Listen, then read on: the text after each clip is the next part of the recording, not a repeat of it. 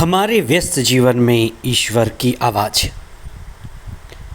हमारा सबसे बड़ा शत्रु शैतान नहीं है। हमारा बड़ा शत्रु पड़ोस का बैरी नहीं है। हमारा सबसे बड़ा शत्रु हमारी अज्ञानता है। अज्ञानता ही सारे बंधनों का जड़ है।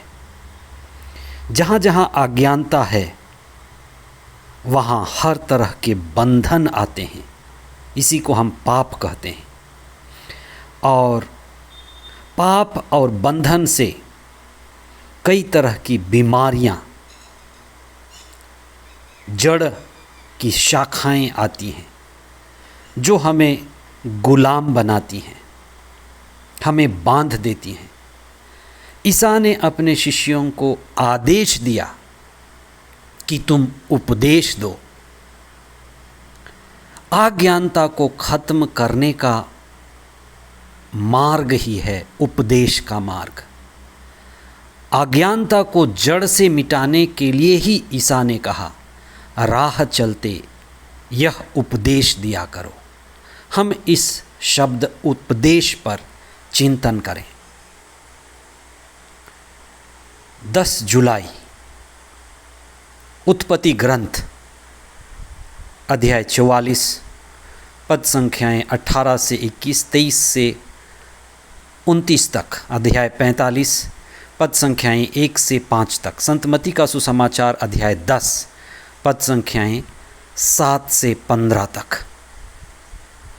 कई बार घर में माता पिता अपने बच्चों को कुछ अच्छी सलाह देते हैं, पर कई बच्चे कहते हैं हमें उपदेश मत दीजिए। कई बार बड़े बुजुर्ग अपने पास बैठे हुए लोगों को ज्ञान की बातें बताते हैं, तो सुनने वाले कहते हैं अपना उपदेश अपने पास ही रखो। कुछ लोगों के लिए मिस्सा बलिदान में या प्रार्थना सभा में भी यह बात लागू होती है, उपदेश नहीं सुनेंगे, उपदेश के बाद जाएंगे। आज के सुसमाचार में ईसा ने अपने शिष्यों को सीधे आदेश दिया, राह चलते यह उपदेश दिया करो, ईश्वर का राज्य निकट आ गया है। ये शब्द उपदेश पर मैं आपका ध्यान आकर्षित करना चाहता हूँ। ईसा ने क्यों कहा उपदेश दिया करो? उपदेश में ऐसी क्या विशेषता है? कई बार हम इसका अर्थ नहीं समझते, या कई बार कलीसिया इसके अर्थ को सही ढंग से हमारे पास नहीं लाती और उपदेश बड़ा निराशाजनक, अर्थहीन हो जाता है। उपदेश का अर्थ है देश, जिसका अर्थ है स्थान या जगह। उप मतलब होता है निकट। मनुष्य सबसे निकट अपने मन के है, मन के अंतरतम के निकट है। इसलिए उपदेश देने का मतलब है ईश्वर के आदेश के द्वारा चेतना में, मन में और मन की गहराई में ईश्वर के लिए जगह तैयार करना। मन में बड़ी हलचल होती है, चिंता होती है, अव्यवस्था होती है। वहीं की अव्यवस्था से व्यक्ति पूरे जीवन में अव्यवस्थित होता है। मनुष्य जो सोचता है वही वह है। उपदेश के द्वारा मनुष्य के मन में, अंतर मन में, जिसे हम हृदय कहते हैं, उस जगह को साफ करना, तैयार करना और उस अंधेरे में जो अज्ञानता का जगह है, ज्ञान की बाती जलाना है। कितने उपदेश ये कर पाते हैं। इसलिए ईसा ने कहा उपदेश दिया करो, मतलब ईश्वर के आदेश को मनुष्य के हृदय में रोपना, ईश्वर के आदेश, ईश्वर की शिक्षा को मनुष्य के हृदय में बोना। इसलिए उपदेश में बीज बोया जाता है, ईश्वर की शिक्षा का बीज, और वह बीज अज्ञानता को हटाता है, चेतना जगाता है। इसलिए जब ईसा ने कहा उपदेश दिया करो, तो ईसा के द्वारा दिए गए शिक्षा की ज्योति फैलाया करो। इसलिए ईसा ने कहा मैं संसार की ज्योति हूँ। ज्योति ज्ञान है, ज्ञान ही चेतना है, और चेतना अज्ञानता को मिटाता है।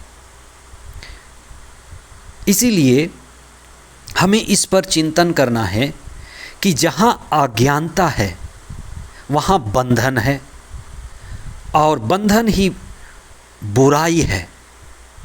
अज्ञानता जड़ है, बंधन तना है, और उस अज्ञानता रूपी बंधन के तने में कई तरह के रोग उत्पन्न होते हैं। रोग शाखाएं हैं, लोग अचेतन होते हैं, मृतप्राय होते हैं, कोढ़ की बीमारी होती, अपदूत ग्रस्त, ये अपूर्णता के लक्षण हैं, और ये अज्ञानता और बंधन की शाखाएं हैं। ईसा ने कहा अपूर्णता दूर करो, ईश्वर पूर्णता है, यीशु पूर्णता लेकर आए। ईसा की शिक्षा में पूर्णता की शिक्षा है, इसलिए ईसा अपने शिष्यों को पूर्णता का ज्ञान, पूर्णता का जीवन देने के लिए भेजे। जहाँ अज्ञानता है वहाँ अव्यवस्था भी है, और जहाँ अव्यवस्था है वहाँ अशांति है। ईश्वर व्यवस्था है। ईसा ने अपने शिष्यों को व्यवस्था लाने के लिए भेजा। व्यवस्था तब आती है जब अज्ञानता जाती है, अज्ञानता जाते ही व्यवस्था आती है, स्वास्थ्य आता है, शांति आती है। पर ये शुरू होती है उपदेश से। इसलिए उपदेश के द्वारा हम ईश्वर को अपने हृदय में स्थान देना शुरू करते हैं। उपदेश के द्वारा हम ईश्वर की शिक्षा सुनना शुरू करते हैं। इसलिए जब हम ईश्वर की शिक्षा, ईसा की शिक्षा के द्वारा सुनते हैं, तो हमारे जीवन में प्रकाशना होता है, रेवलेशन होता है, तो चेतना जागती है, अज्ञानता जाती है, और बंधन छूटते हैं। और जब बंधन छूटते हैं तो हर तरह की जो बीमारी है, अपतूत ग्रस्त है, अपूर्णता है विभिन्न रूपों में, वह निकलती है। यह एक प्रक्रिया है।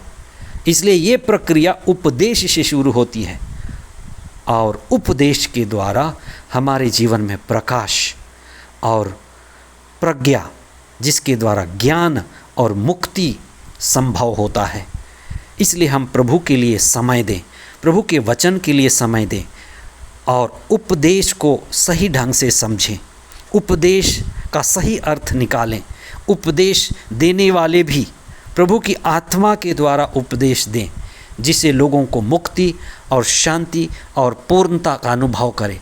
हर एक व्यक्ति को, चाहे वो किसी भी धर्म का है, उसे ज्ञान की ज़रूरत है, उपदेश की ज़रूरत है, प्रभु के बीज की ज़रूरत है, मुक्ति की ज़रूरत है, अपूर्णता से पूर्णता की ओर बढ़ने की ज़रूरत है, मृत्यु से अमृत की ओर बढ़ने की ज़रूरत है।